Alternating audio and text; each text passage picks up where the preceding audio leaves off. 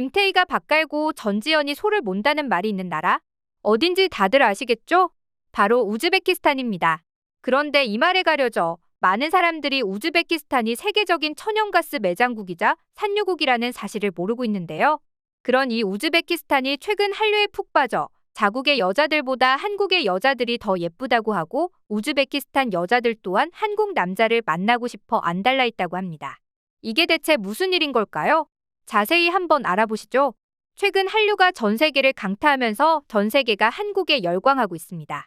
그런데 많은 분들이 모르셨겠지만 미국, 유럽, 동남아 말고도 한류가 어마어마하게 강타한 지역이 있었습니다. 바로 중앙아시아인데요. 중앙아시아라는 이름 때문에 아시아와 친할 것 같지만 중앙아시아는 유럽과 더 가까이 지내는 나라입니다. 한국과 교류가 그리 많지 않아 한국인들에게는 생소하게 다가오는 중앙아시아까지 한류가 퍼졌다는 소식은 정말로 한류가 전 세계를 강타했다는 사실을 몸소 느끼게 해줍니다. 그런데 그 중에서도 한류가 적극적으로 소비되고 있는 나라가 있다고 하는데요. 바로 우즈베키스탄입니다. 한국 사람들은 우즈베키스탄에 대해 미녀의 나라라는 것만 알 뿐 별로 관심이 없는 것이 사실인데요. 하지만 생각보다 우즈베키스탄은 세계인들의 주목을 받는 나라입니다. 왜냐하면 이곳에는 천연가스와 석유가 많이 매장되어 있기 때문인데요. 그 외에도 아연과 구리 같은 광물 자원들도 엄청나다고 합니다.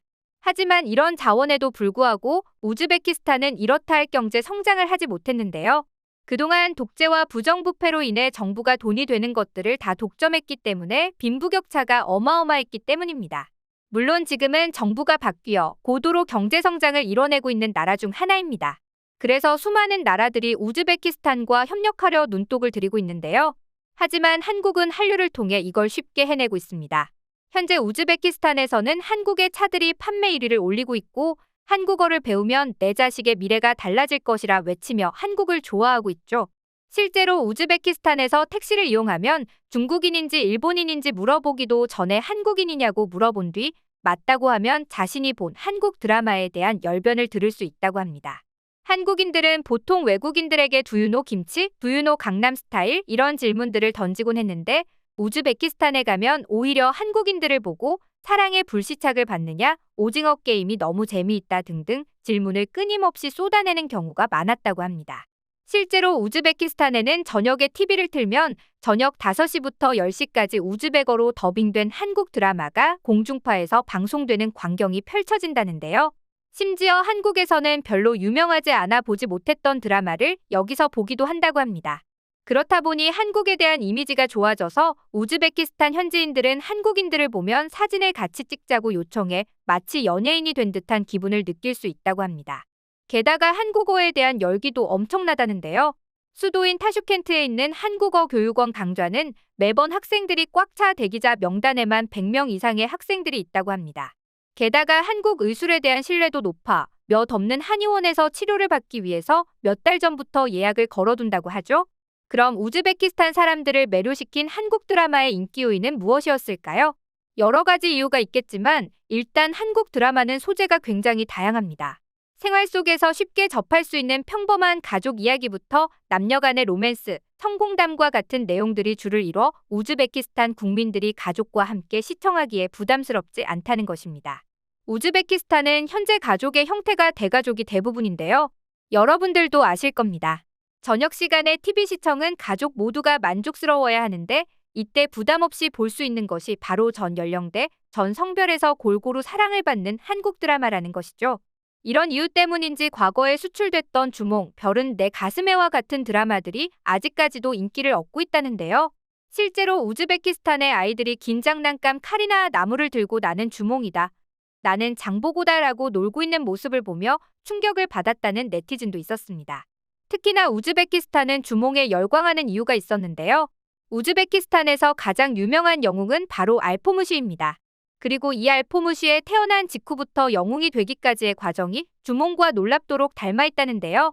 이런 문화적 동질감 때문에 한국 드라마는 따로 홍보를 하지 않아도 우즈베키스탄인들에게 어마어마한 사랑을 받은 이유가 아닐까 합니다.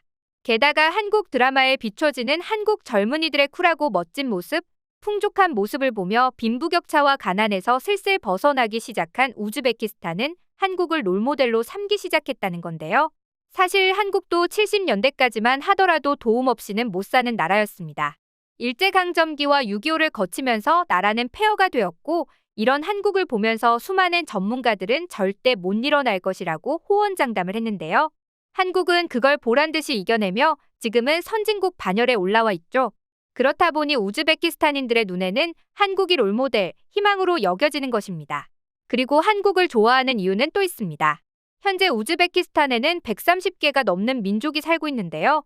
러시아인 6.3%, 타직인 4.7%, 카자흐인 3.9%, 유태인 0.3%, 고려인 0.9%가 있는데 우즈베키스탄이 한국을 좋아하는 이유가 바로 이 고려인이 많이 사는 나라이기 때문에 그렇다고 탑니다. 우리 고려인 동포들은 소수민족들 가운데에서도 가장 성실하다는 평을 받고 있는데요. 그 덕분에 우즈베키스탄의 발전에 크게 영향을 주고 있다고 하죠. 게다가 한국 드라마의 영향으로 한식의 인기가 치솟고 있는데 고려인들이 주로 차린 것이 한국 식당으로 우즈베키스탄인들의 일상에 더욱 가깝게 관여를 하게 된 것이죠. 그리고 우즈베키스탄이 한국을 좋아하는 또 의외의 이유가 있었는데요. 우즈베키스탄 자동차 산업은 대우가 일궈놨다고 해도 과언이 아닙니다. 90년대에 세계로 눈을 돌리기 시작한 대우는 한 발 빠르게 우즈베키스탄에 투자를 시작했습니다.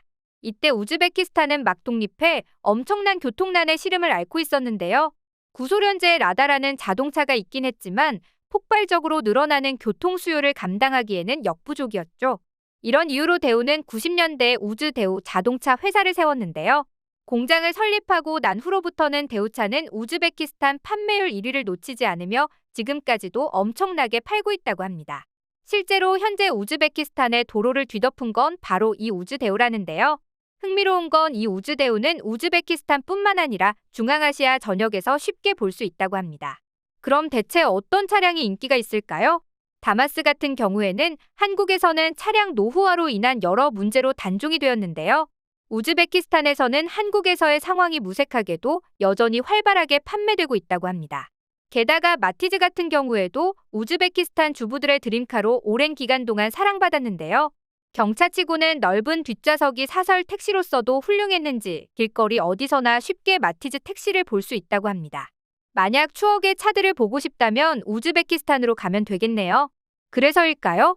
중앙아시아 사람들은 자신들의 미래에 가장 도움이 될 국가로 러시아 다음으로 한국을 꼽았는데요. 특히 우즈베키스탄 같은 경우에는 가장 방문하고 싶은 국가로는 한국을 1위로 꼽기도 했다고 합니다. 이 때문에 우즈베키스탄을 방문해본 한국 사람들은 여기서 한국인이라는 사실만으로도 대접을 받는다고 말한다는데요. 흥미로운 건 일본과 한국 사이의 역사에 대해 말해주면 오히려 한국 사람보다 더 화를 내며 일본의 잘못을 따져주는 나라라고 합니다. 유럽으로 가는 관문이자 러시아로 가는 관문이기 때문에 우즈베키스탄과의 관계는 굉장히 중요한데요.